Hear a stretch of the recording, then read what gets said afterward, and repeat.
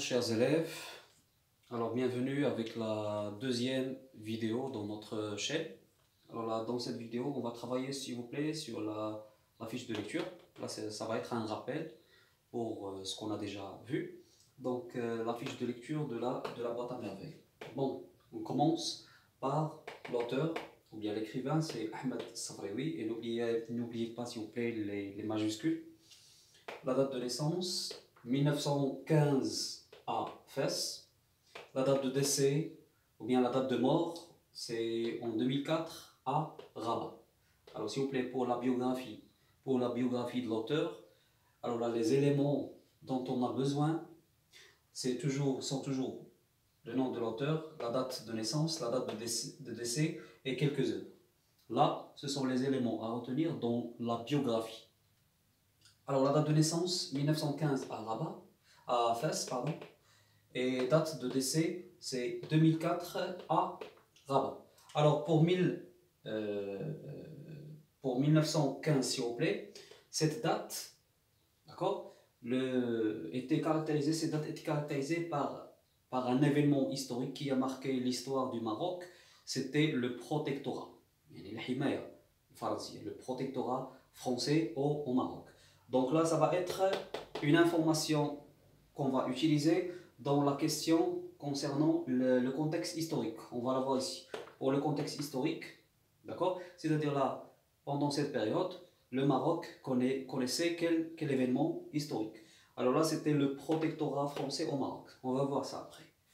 Quelques œuvres écrites par Ahmed Safraoui. On a le chapelet d'ombre, on a le jardin des sortilèges, et on a la maison de servitude. Alors, 3 œuvres, s'il vous plaît, essayez de les apprendre par cœur. Parce que toujours dans la première question, vous allez avoir, bien sûr, quelques œuvres ou bien une autre œuvre du même auteur. Date d'écriture de l'œuvre, maintenant, de la boîte à merveilles. Elle était écrite en 1952. Date de parution ou bien date de publication, c'était en 1954, c'est-à-dire là, on a 2 ans. On a 2 ans entre la date d'écriture et la date de publication. Le narrateur, c'est-à-dire celui qui raconte les événements, c'est Sidi Mohamed. Alors c'est le personnage principal, c'est le narrateur, il est âgé de 6 ans. Lieu des événements, c'est-à-dire où se passent les événements dans le roman. Alors là, les événements se passent à l'ancienne Médina de Fès. Et précisément à Dar Chouafa, ou bien dans la maison de la voyante, Kenza. Lieux cités, quelques lieux cités.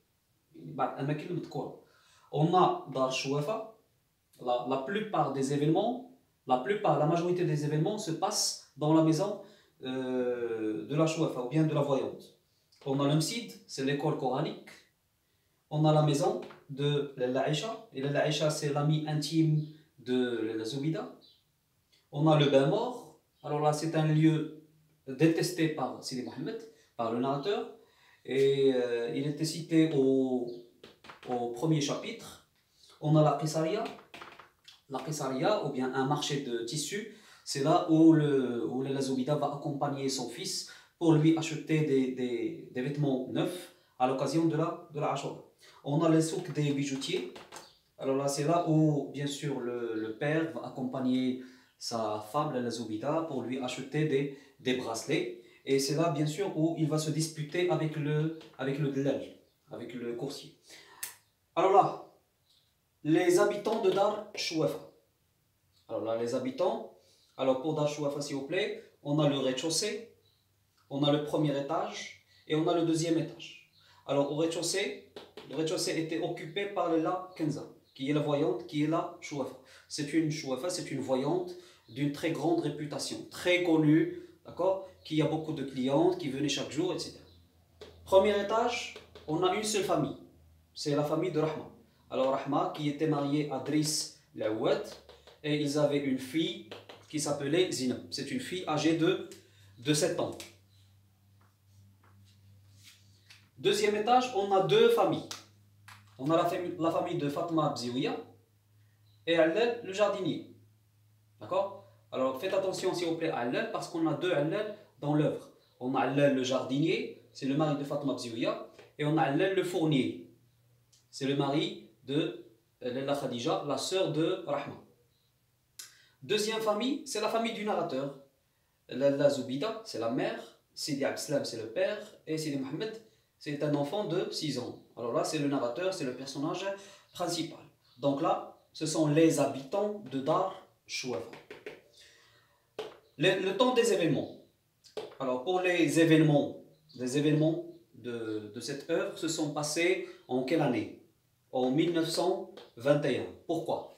Parce que, bien sûr, à l'âge de 6 ans, d'accord, Sidi Mohamed, bien sûr, avait 6 ans. Dans quelle année? En 1920-21.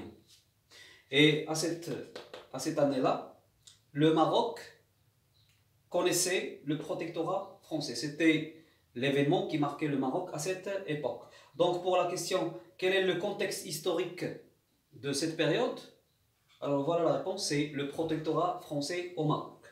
Genre de l'œuvre, c'est un roman autobiographique. C'est un roman autobiographique. Justifiez votre réponse. Alors là, s'il vous plaît, pour la justification, vous avez deux types de justification. Soit on vous demande de justifier à partir du texte, ou bien on vous demande de justifier d'une manière générale. Alors si on vous demande de justifier à partir du texte, cela veut dire que tu dois bien sûr relever du texte quelques éléments qui justifient que c'est un roman autobiographique.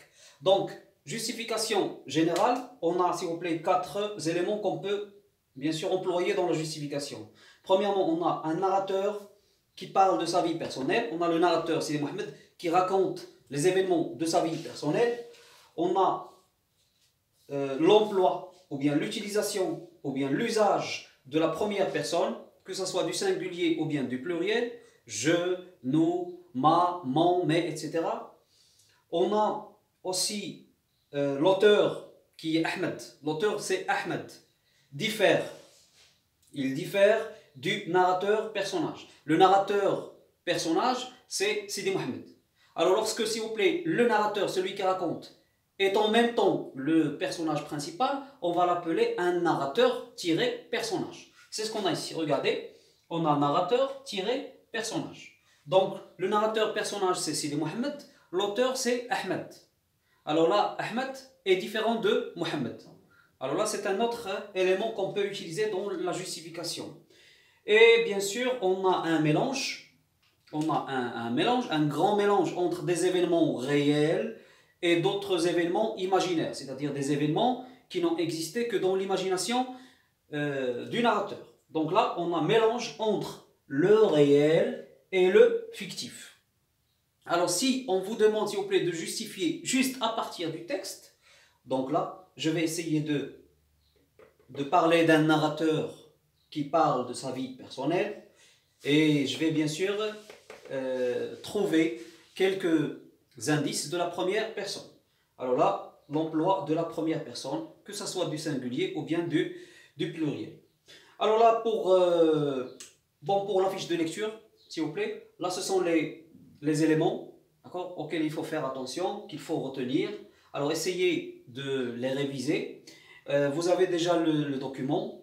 Alors pour les élèves qui n'ont pas encore le document, vous pouvez m'envoyer, s'il vous plaît, vos messages, vos commentaires afin de vous envoyer le fichier et vos questions et vos remarques, vos propositions seront toujours les bienvenues. Je vous remercie et attendez la prochaine vidéo avec les événements des chapitres. D'accord? Merci bien.